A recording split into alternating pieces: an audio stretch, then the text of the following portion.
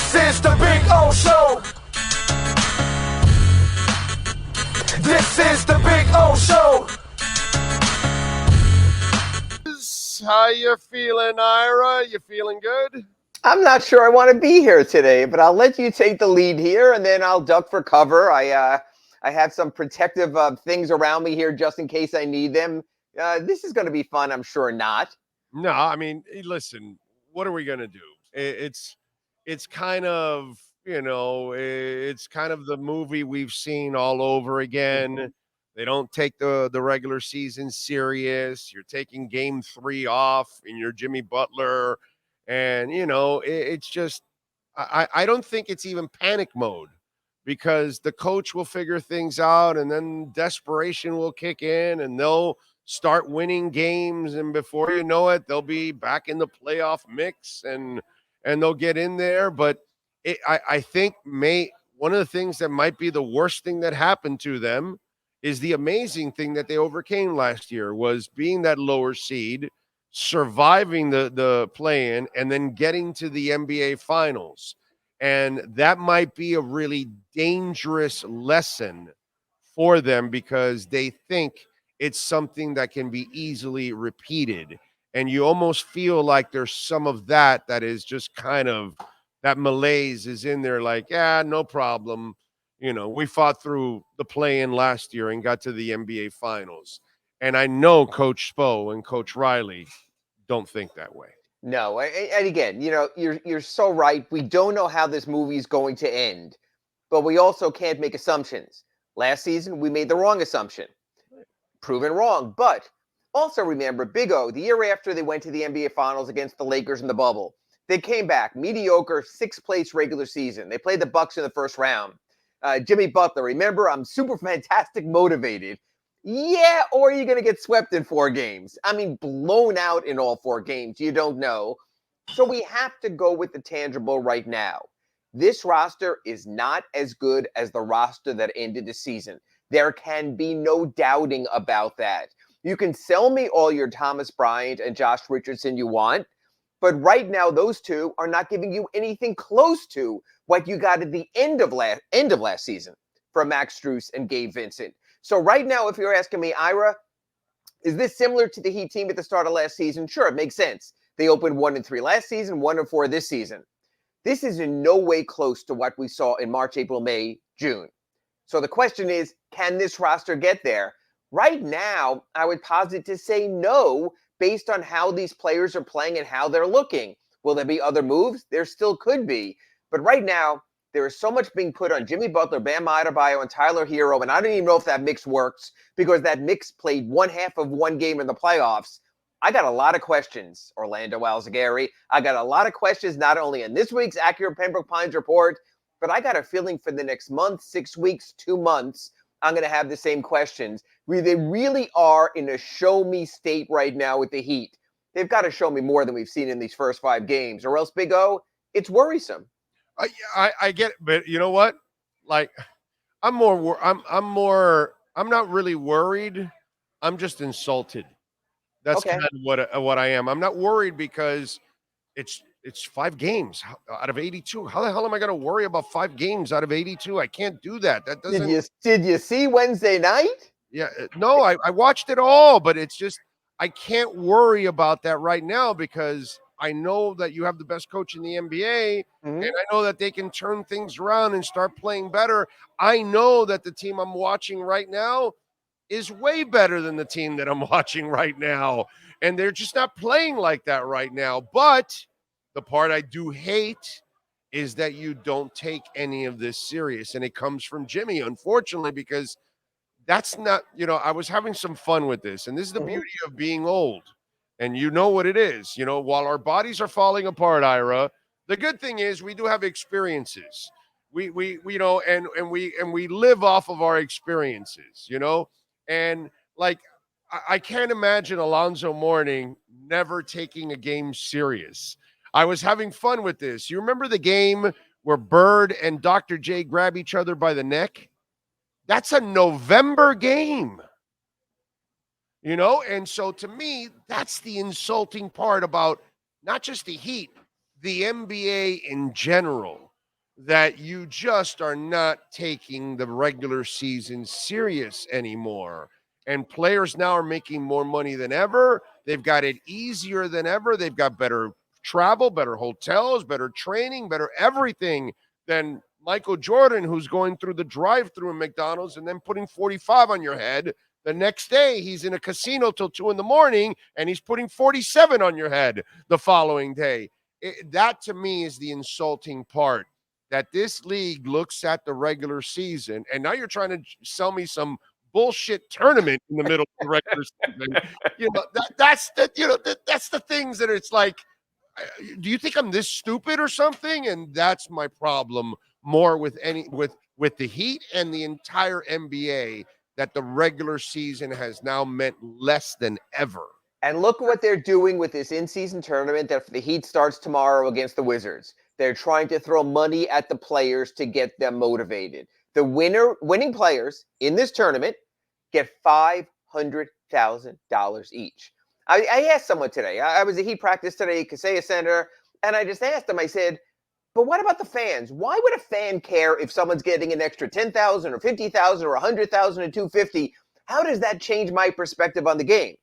And then you look at the players, and again, Jimmy Butler makes more than $500,000 a game. Exactly. So if he wins and has to play an 83rd game, which will be an extra game because of the tournament, he's making less in the championship game of the in-season tournament than he did last night, than he did Saturday night when he didn't even play in Minnesota.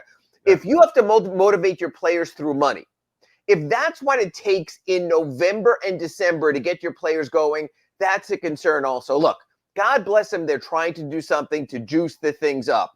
But either you care or you don't care. Because the last time I checked, Big O, and maybe you could double check for me, I'm a simple person. I believe pretty much tickets for games in October and November cost as much as tickets for games in March and April. Yes, but sir. Then they'll care, because then it's playoff seeding, then it's getting ready, then we've got to be hot going into the playoffs. So they're giving me a different product now. They're trying to sell me a bunch of UMs against Bethune-Cookman's as meaningful games when we all know it comes down to their ACC schedule, or in college football, your conference schedule. That's the difference. It's not like they're giving me some great tournament of international Olympic teams. They're trying to juice up something that basically is just a bunch of pulp at this point of the season. Yeah, and that to me is where to panic on 5 games is ridiculous. But you can be concerned, and you can notice trends. Of course I'm concerned. Of course I don't like the trend, but I know they can change it very quickly, so I'm not going to overreact on this. Do you? You know what? I got to interrupt you for a second. You have said for weeks, when we've spoken about Jimmy Butler's contract and possible extension, you've mentioned to me that, Ira, there will be a time that comes that you're going to tell me that Jimmy's getting old. That's what you said to me. You said there will be a time. It's already there. I mean, well, that's what I'm saying. Is this the moment we're witnessing? That's my concern. It could be. Oh, it could be. It could be. Yes, yeah, that's my concern. Yeah, it could be. Yeah, but unfortunately, I cannot panic because of the last 4 years. Okay. I can't panic because you always, overachieve every single time. And the dude that's coaching them overachieves with the scrubs, overachieves with whoever you give him. He gets the max out of every single one of those teams. So that's my problem with all this. Now, 10, 15 more games from now, if you're at the 1-4 pace, now we're talking. Now I can start to panic and say, okay, this season is really going awry. But at the moment, I have to hold my anger in that sense because you guys have proven me wrong over and over again, because I didn't expect you in the finals last year. I didn't expect you in the finals in the bubble. I didn't expect you in the Eastern Conference Finals 3 out of 4 years. So what the hell is going on? So that's the only reason they get that benefit of the doubt, and why I'm just insulted right now by the overall just thing of what's going on in this game. But I will say this. Eric Spoelstra has never coached a 37-year-old Kyle Lowry, a 35-year-old Kevin Love, a 34-year-old Jimmy Butler, a 30-year-old Josh Richardson. Look, it's like you telling me that you can take some former retired players, but because Spo is a great coach, which is undeniable, and he's a Hall of Fame talent, At some point, you have to have players also. You're right. Greg Popovich did not become an awful coach just because Tim Duncan and David Robinson and Manu Ginobili and Tony Parker left. Yet for the previous few years, Greg Popovich was in the lottery. Why? He didn't have the championship level talent in San Antonio. I'm concerned right now, Big O, even 5 games in, about the talent level that Eric Spoelstra has to work with. And I think you and I can sit down, if we had the time in our Acura Pembroke Pines report, and go through the Heat's rosters those last 4 years. This might be the worst one. It just might be. It might be. I mean, again, I got to give them time to see what develops in all of this, and see how everything turns out. But yesterday, you think about it. Although Jimmy wasn't efficient, Correct. and the bench, holy shit, the bench for the Nets, what was it, 50 to 26 yesterday. And those are G League players the Nets were playing off their bench. That's my concern, Big O, is that Thomas Bryant, Pat Riley talking about Thomas Bryant, he's the big man we need. No, you need a better big man. We're still looking for that beef to go against the Jokic's and the bigger players in the league. That hasn't changed. And I love Josh Richardson, and I hope he comes around. And maybe it's because of the preseason ankle injury, and it very well might be. But Big O, Jay Rich looked old last night. He looks old. Yeah, I know. He looked old. That's the start of the season. Look, it's like you and me getting out of bed. When I do my Big O hits in the morning, you're not very good. By the afternoon, you're very good. We need time to get going. I get all of that. I'm hoping for Jay Rich is just this is the start of the season. He's warming into the season. But you look at this bench, and there's just a bunch of guys. And look, I expect Thomas Bryant to play better. I like Thomas Bryant. I've watched him throughout his career. I think he can do better. You know what? He comes with a statute of limitations. Yeah, he does. And you kind of knew that when you got him, but sure. I don't expect Thomas Bryant to defend Jovic, by the way. Jokic, right. Yeah. I don't think I don't think anybody's stopping Jokic. No, I'll agree with that. But I think Bryant can be better. The Richardson one, that one I am concerned about, actually. Your other point guard, your other full-time point guard is Drew Smith. So you're really trying to do things with sort of, smoke and mirrors here to a little bit also. Again, they're limited salary cap, luxury tax. We could talk about the money and all that, but sometimes it's the decisions that you make.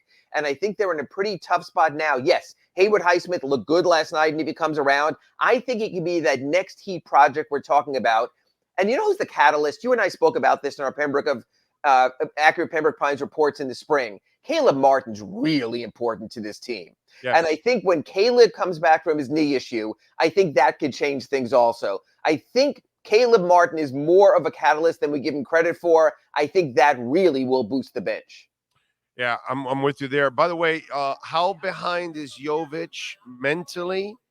Because obviously he built up his body physically, but I'm wondering because he doesn't get any playing time whatsoever, Correct. Pretty much. So what's the deal with Jovic? He doesn't grab the defense. He's 20 years old. He just graduated high school in June. He's still learning. Again, why not G League then? Why not send his ass to the G League? And that might happen also. That could happen. The G League hasn't started yet, so we still have time for that to get going. That's why. Okay. So that's the difference. They could put him there. He needs seasoning in the Heat style, but he also needs seasoning with great players to learn. He played and started on Saturday in Minnesota. Kyle Lowry was just out of his head there, telling him, no, you're supposed to be there. You're supposed to be there. If you get the secondary camera of that game, Kyle couldn't take it after a while. Jovic was lost defensively. So I understand he is an intriguing rebounder. He had 12 that game. He is the type of creative scorer the Heat have not had at that size. Talent. Right. He's gifted. He is naturally gifted. But with the Miami Heat, if you don't learn the defense, here's the problem, Big O.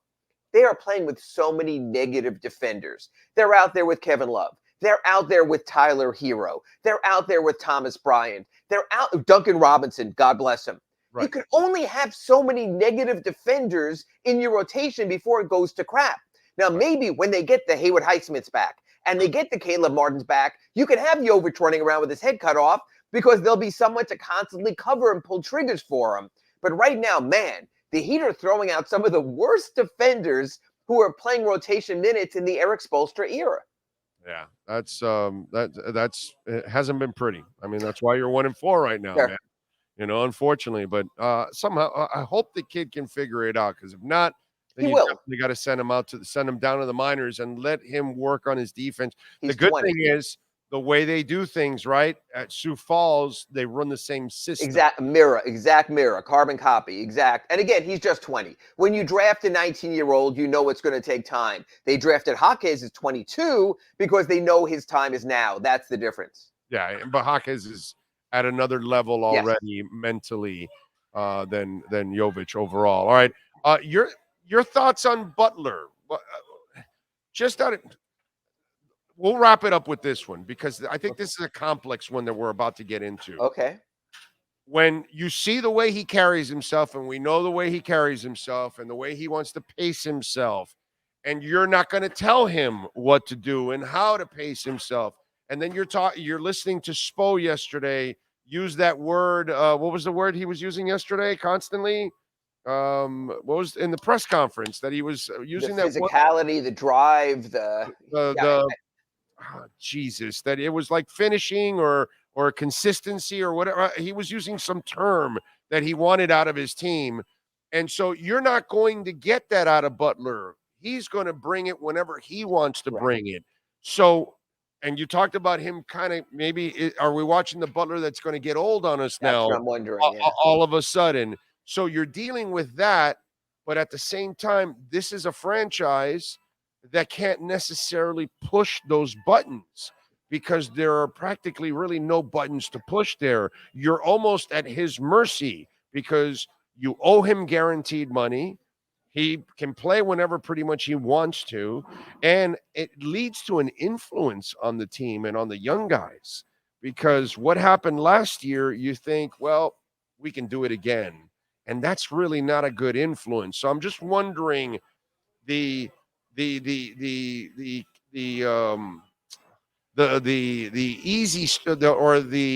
uncomfortableness of handling Jimmy Butler in that organization. I think you just know. I think Jimmy's sort of timetable is I want to get warmed up by November 15th. I want to get back up to speed closer to December 15th. I want to be my true self by January 15th, and you just have to deal with it.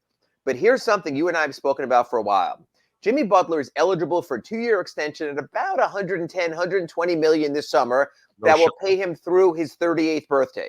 No shot. What I'm saying to you, Big O, is instead of summarily shaking your head on November 2nd and saying no, if Jimmy Butler can show to me he still can be a quality 70-game player, that if I look at his resume this year, and I'm sitting in Pat Riley's office in July, okay, and I see that Jimmy Butler at age 34 gave me 70 high-quality all-NBA performances, I might consider that.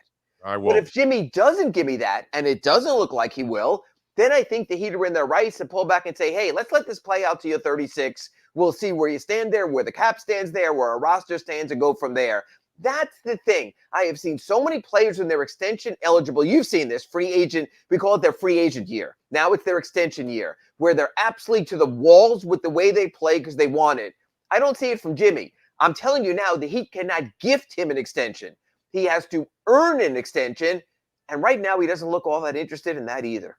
Yeah, no, I would not even come close to giving him that extension. You need to part ways. One, you haven't been able to land that other star. What you need to do is you need to get liquid again, is what you need to do. And you need to get rid of Lowry, which that'll happen this year. You need to get rid of the Duncan contract, and you need to get the hell out of the Jimmy Butler contract. You've gotten more than you ever imagined out of Jimmy Butler. We all never imagined this. Your real failure has been that you never got that other star next to him, which is what you really needed. And I think you will have an even bigger problem to lure that other star by signing him because that other star knows that the guy he's going to join, he has to carry also at the same time. I think I think by signing Butler, it pretty much guarantees you that you will not find that other star. And you know what? I'm now going to blow your mind as we conclude our Acura Pembroke Pines report. You know who has the expiring contract pieces and the draft picks to make such a deal right now? Who? The Philadelphia 76ers. Because every piece that they got for James Harden would mesh with Jimmy's contract, would give the Heat the salary cap flexibility starting this summer, would give the Heat the future draft choices. You'll have to wait 60 days till those contracts clear so you can aggregate them again. but Do there it. is a deal out there. And you know the Sixers want to win now. And man, would that be a crazy full circle. Look, Ben Simmons wouldn't be there anymore. I don't know how Jimmy and Tobias Harris would coexist. They gave Tobias Harris the money, but that would be fascinating also. So there could be a deal Great there. idea. I love that. I love that idea. I love that idea because you're not winning a championship with these guys. So if in this season you can unload Jimmy and Lowry, holy crap, that would really set the team up. So that way you can kind of, instead of tying yourself up to other crazy salaries, stay liquid. Or So Lowry will expire. If you can get rid of Jimmy and Duncan and the future money, that's where you want to be, sure. that too. Yeah, that too. And Yeah, you still have Bam, and you still have Tyler, and you still have Jovic, and you still have Jaquez, and you'll still have a future to build off of. Yeah, I like that actually. And they're turning the corner on their picks, right? Because now they've gotten past most of the years. Except for the Oklahoma City they have their picks. They're set up going forward in the future. That Oklahoma City pick is going to be unprotected possibly in 25. That could be a little difficult. But hey, or 26 actually, that could be a little difficult. So we'll see. But my point is, it's no more of you don't have this one, you have that one. No more 5 picks are out. No more picks for Jimmy. No more picks for other moves. Correct. That's my point. So if you could get liquid and have all your picks from here on out, I kind of like my chances of the Heat kind of rebuilding. I mean, that's what we've watched for a quarter century with this guy. That's all Riley does. He rebuilds another team and another great team, and you have the best chef in the damn NBA putting it all together. Sure. I would love that. That would actually be a really good move for Miami. I like that. I like that. Interesting. All right, follow him on Twitter at Ira Heatbeat and subscribe to the South Florida Sun Sentinel so you can support him and all the other great reporters there and writers for the South Florida Sun Sentinel. Ira, what do you got going on the Sun Sentinel?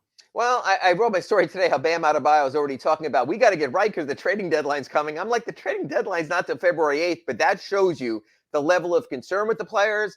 And I played along to a degree, and I wrote about the in-season tournament. And look, the NBA wants to promote it. Let the fans have fun. It is an absurd concept for a team that's 1-4 to be concerned with. Eric Spoelstra, we asked him at practice today. He's like, I got greater concerns than that. So they'll be a part of it. Clearly, there have been talking points sent out by the commissioner of the NBA for coaches, so no one disparages it. But you know what? To me, I don't look at tomorrow as a big in-season tournament game against the Wizards. I look at it as a must-win game because the Heat damn well better start winning games. Regular season game, important. Usually you don't see that a lot in November. In this case, you do. Yeah, no, I'm with you there. In the end, this tournament might be important to crappy teams that don't have any success so they can actually win something for some of their players.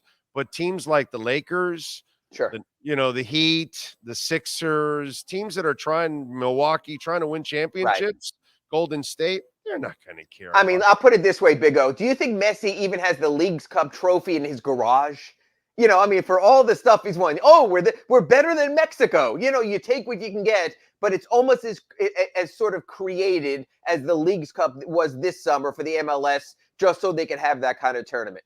Yeah, it's a doorstop at his house. Exactly. Perfect example. When he opens the garage door, he puts the trophy there. So the kids can get in and the dog can get out. Exactly. Exactly. All right, Ira. Appreciate you. We'll catch up next week, my man. Catch you next week. Thanks, Big O. You got it. Ira Winderman, our Acura of Pembroke Pines, Miami Heat and NBA report at 15601 Pines Boulevard, just off of I-75 in Pines. And by the way, if you own or lease an Acura, we got a service center that is second to none. Mike Chan and Jordan Ferber, they do an awesome job. They got a great area where you can relax. They've got a little refrigerator. So on the far left corner, there's a small refrigerator, free water there for you at the same time. They got a little cafeteria there. They got pastelitos and chips and all kinds of stuff and sodies and everything else, sody pops and all that kind of stuff. It's always really comfortable there. And by the way, there's like a Five Guys next door. So if you want to go eat something, there's actually a shopping center right next door while you're waiting for your car. Great place, 15601 Pines Boulevard, just off of I-75 in Pines. It is Acura of Pembroke Pines.